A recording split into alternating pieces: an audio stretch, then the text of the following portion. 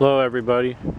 I've made videos about Chaya before, but I think here in April 2020 it's even more important now than ever that if you live in the deep south, kind of in a subtropical or near a subtropical to tropical area anywhere in the world, you really got to get Chaya. Okay, this stuff is just amazing. It's very nutritious. It's just like spinach, the leaves, very easy to cook, and you can make tea out of it. When you boil the leaves, you can just use the leftover water and make tea out of it.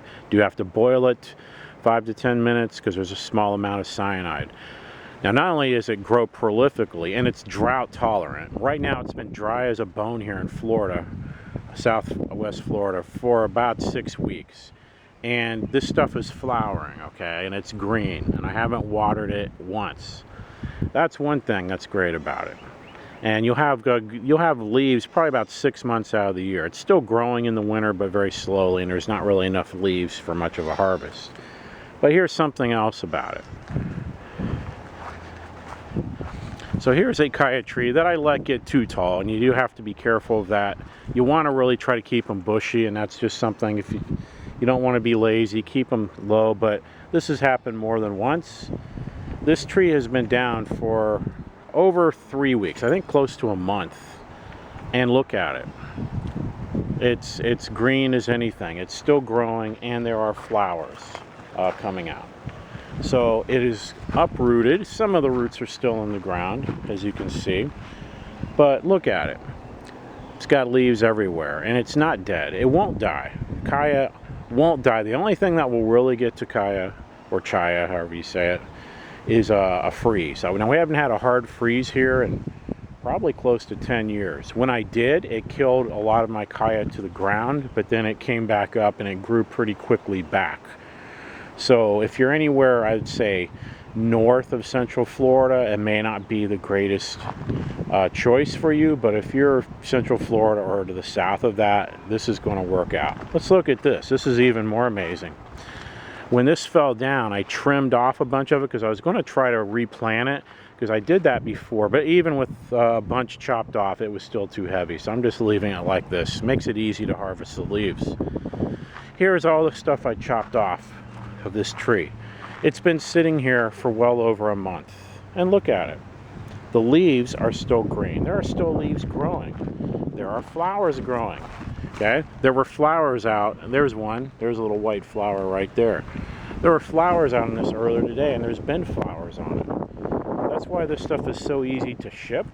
You know, I do sell the cuttings on eBay. You know, there's a link in the description box if you're interested.